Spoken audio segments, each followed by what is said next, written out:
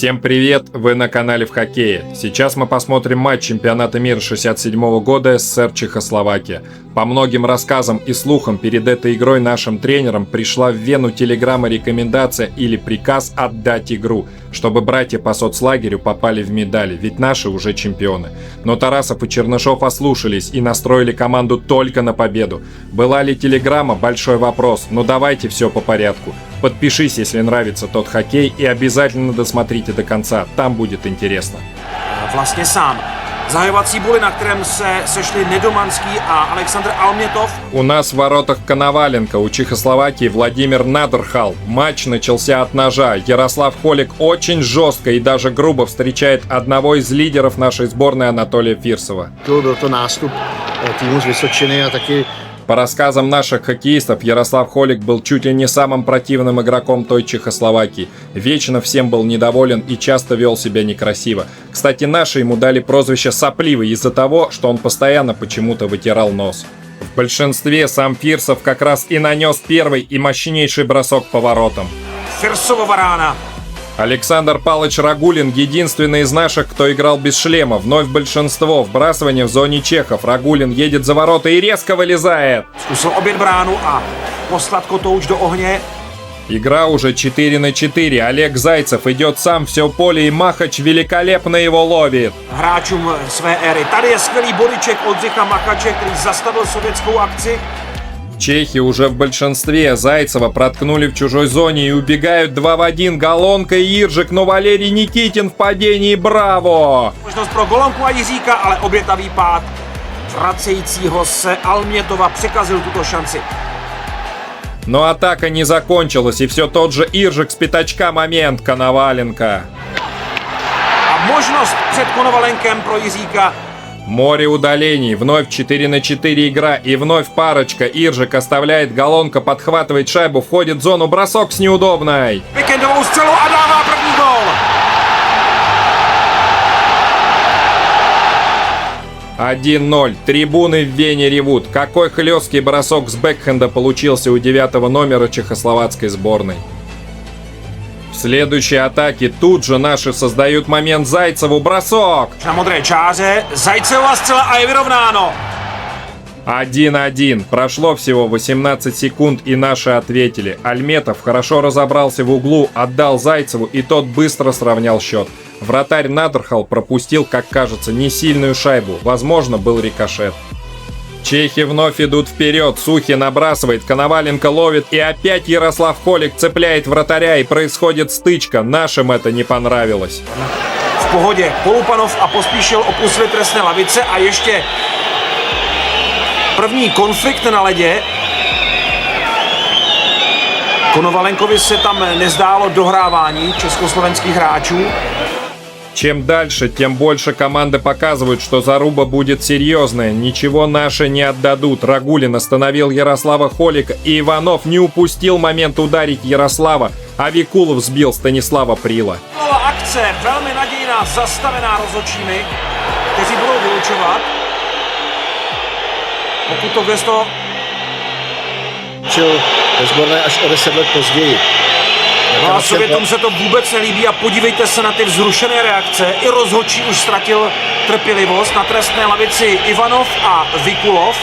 Československý tým dostává přesilovku 5-3 a sovětský kouč Arkadij Černyšov, hlavní z té dvojice, stále ještě není tak úplně srozuměn s tímhle výrokem rozhodčích. Удалили и Викулова, и Иванова. Чернышов что-то говорит судье через переводчика. Наши остаются втроем. A podívejte se, jak rychle tam přispěchal tlumočník sovětského týmu, který teď dostává vysvětlení od Fandilena a Vikinga, proč budou Rusové hrát jenom ve třech. Но чехи почти ничего не создали, и еще удалился Недоманский. Наши уже в большинстве. Ошибка Сухи, перехват с лета Старшинова. Борис Майоров красиво обыграл Шмида. Бросок! Složení svých formací teď Majorov se dostal až ke střele, ale netrefil bránu. Но сам же Сухи успел блестяще в падении накрыть. Второй период начался в равной борьбе. Вениамин Александров перехватывает шайбу в своей зоне. Идет сам, никто его не встречает. И бросок с острова. Alexandrov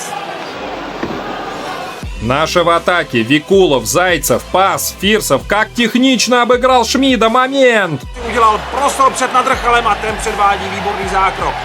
Сухий подключается, но шайба сошла, и Фирсов отдает Никитину. Тот красиво обыгрывает под клюшку Поспишила. Надрхал! Pospíšila obrovská šance, kterou měl Viktor Jakušev a Nadrchal. Контратака Чехов 3-2. Гавел летит сам, оставляет назад. Голонка, бросок! Zautočit Golonka doplnil tuhle formaci a Konovalenko. Сборная Советского Союза в атаке. Полупанов переводит Фирсову. Как технично Фирсов обыгрывает Махача. Пас под бросок! Ovšem perfektní akce Firsova a gól, který dává Viktor Polupanov. V čase 25:32 Sovětský svaz otáčí skóre a vede 2-1. 2-1. Полупанов в касание вгоняет шайбу в ворота. Сам сначала подхватил шайбу, перевел Фирсову и поехал в середину. А тем временем Фирсов обыграл Махача. И как такой защитник, как Махач, так выбросился. Пас, и Полупанов уже тут. Блестяще сыграли Фирсов и Полупанов. Чехам надо забивать. Сухий перехватывает передачу. Идет вперед этот полузащитник. Пас. Черный бросает. Rozhrává zpátky na Černého Jehoránu, vyráží Konovalenko a poté Černý atakován. Весь стадион в Вене за чехов. У Старшинова ломается клюшка. Чехи и так в большинстве. Перевод. Гавел бросает. Havel a po něm Konovalenko. Продолжается большинство чехов. 2 пятых номера. Рагулин за воротами и Ярослав Холик никак не угомоняется. Заруба у них, и Рагулин завалил и Холика, и ворота. Jaroslav Holík teď zbořil sovětskou bránu a jeho první konflikt s Ragulinem končí zápasnickým chvatem ruského obra. Holík ve spod, Ragulin na vrchu.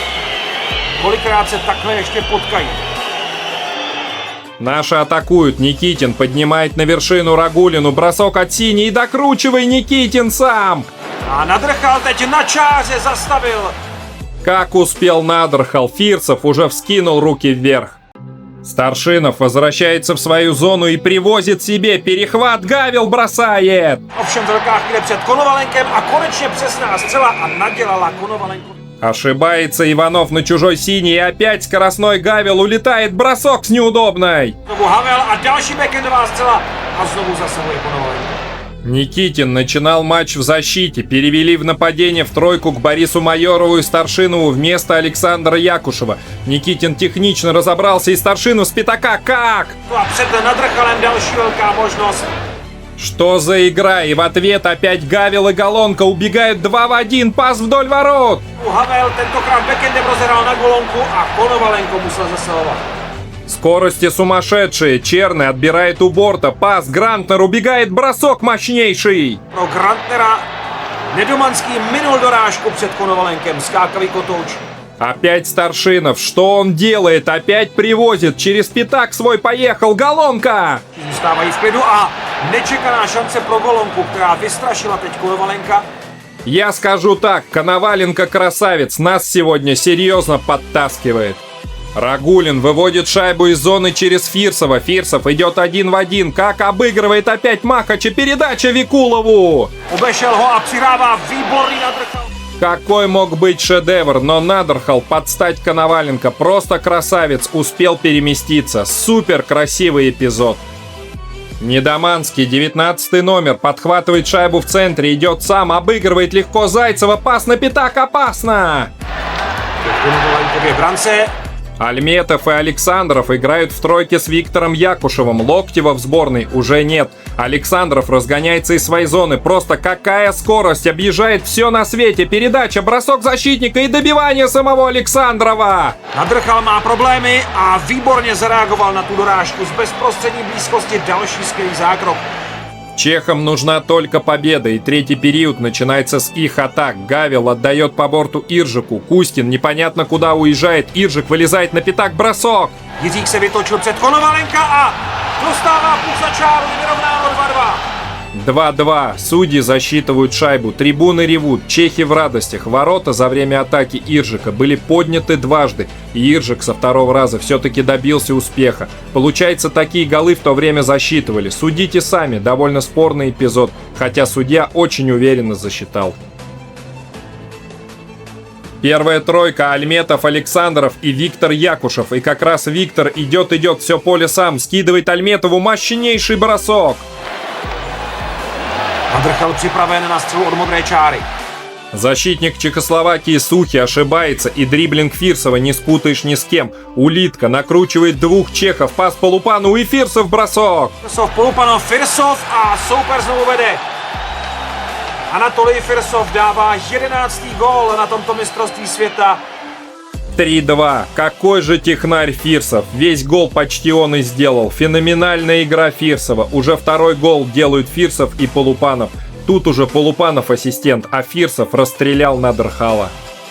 Чехам нужно забивать, они пытаются что-то придумать, но Кузькин забирает шайбу, и Александров выводит великолепным пасом Виктора Якушева 1 на 1. Na své pozici a Viktor Jakušev zvyšuje na 4-2.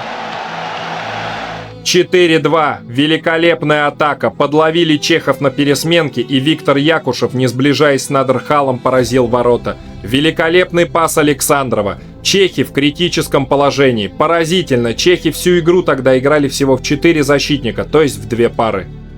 Чехи в большинстве. Сухи. Пас на Недоманского. Хлесткий бросок и борьба на пятачке. Nedomanský v dobré pozici vypálil a Konovalenko měl teď štěstí, protože ten puk se odrazil.